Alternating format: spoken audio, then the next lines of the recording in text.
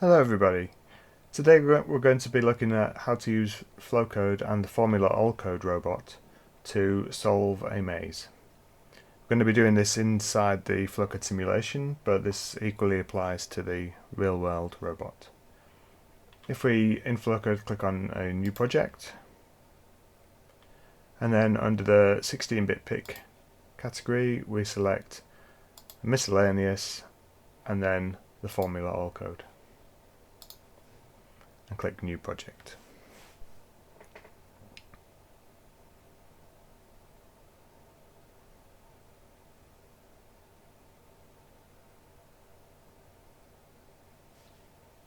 Once the project loads, we can include our component libraries. So if we go to Component Libraries tab and then go to Hardware and scroll down, then here we have the library to drive the Formula Allcode robot. You'll note that it's a 3D component, and so this may be hidden if you only have 2D components shown on your filter. If we right click the component and add to the 3D system panel,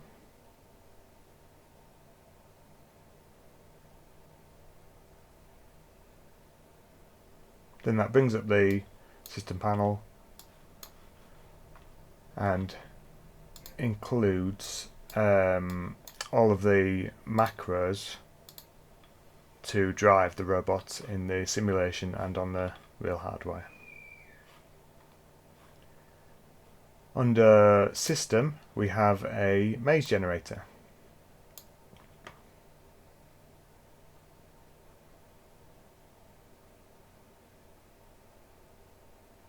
So you can see this creates a nice maze for us. If we want to change the size of it, then we can do simply by editing the numbers here in the properties. So we can make it 10 by 10, and then to make it read raw we just select read raw and change that to yes, and there we have a much larger maze.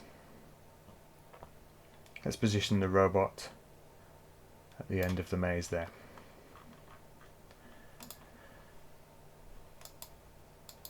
Let's try and get it central inside that cell. If we select the properties of the robot, then we have a property called wait for button. So this will, on the embedded target, when you download to the robot, it will stop the robot from, for example, running off the table. We're going to be simulating, so we're going to set this to no, and we're going to change our startup time to 0.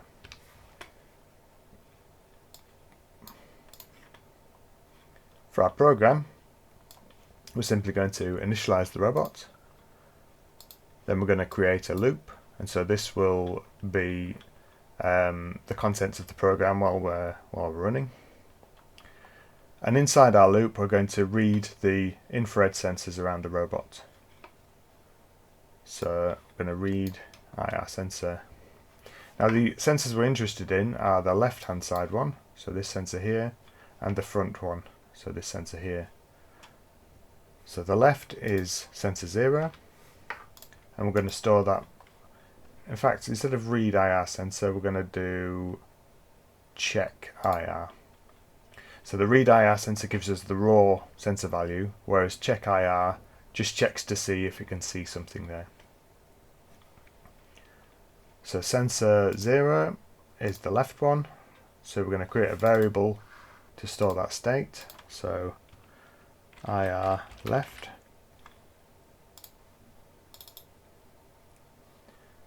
So the state of the left IR sensor is stored into IR left, and then we're going to copy and paste that.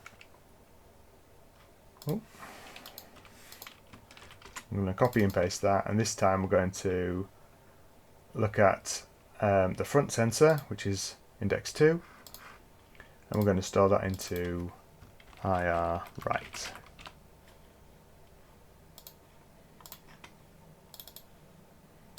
Okay. Now to see the values that that these sensors are giving us, if we go to View and Consoles, and then the Formula Allcode tab, you can see there's a load of different values here corresponding to the IR sensors, the line sensors, the motors, and the light and audio sensors. So if we simulate our program and we just go over the infrared macros, you can see that the left sensor is returning 0 in that it can't see anything, and the front sensor is returning 3270. So knowing this, if we go back to the properties of our Formula Allcode component,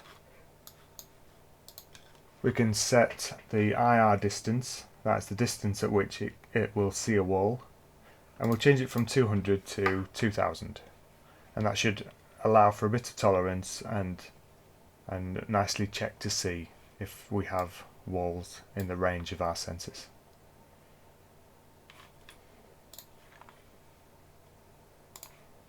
Next, we need a little bit of logic to drive the robot around on the panel. So let's move this out of the way for a minute. So we need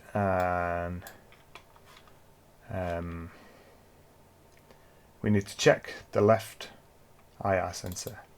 We need to see if there's a left-hand wall for us to follow. So if IR left. So if there is a left wall for us to follow, then we need to check the front IR sensor. IR front. What did I call it? I'll call it IR right. That's interesting. Let's rename that to IR front. That's better. Right, if there isn't a left wall for us to follow, then we need to turn left by 90 degrees. So logo, turn left, 90 degrees. And then we need to go forwards. And we need to go forwards by the distance of a cell to get us in the middle of the next cell. And so the distance of a cell is 180 millimeters. If there is a left wall for us to follow, then we check to see if there's anything in front of us. If there's nothing in front of us, then we can simply go forwards by 180 millimeters. And if there is something in front of us, then we're going to turn right.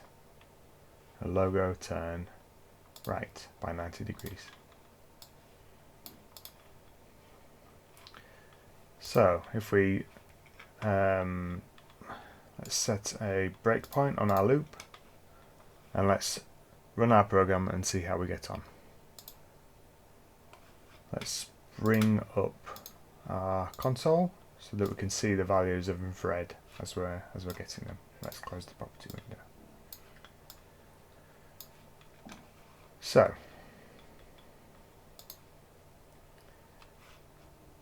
currently we've got, let's change our breakpoint to here. Get rid of this one, and then we can see the IR values on each run. So here we can see there's nothing on the left and there's something in front. So if there's nothing on the left, then we should turn left and go forwards. Turn left, go forwards. Okay. Now there is something on our left and there's nothing in front of us, so we can go forward. Let's expand so we can see where we're going. Okay, there is something on our left, there's nothing in front of us, so we can go forwards. Okay. Now there is something on our left, but there is also something in front of us, so here we can turn right. Again, we have something on our left, nothing in front of us, we go forwards. Here we have something on our left and something in front of us, so we need to turn right.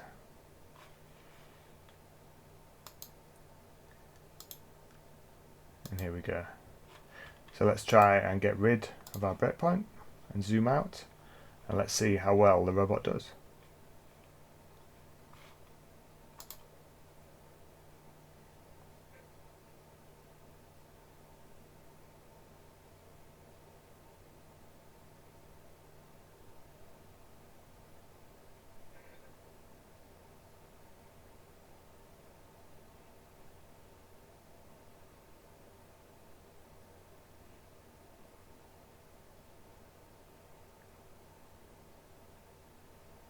So you can see it's following the left-hand wall quite well.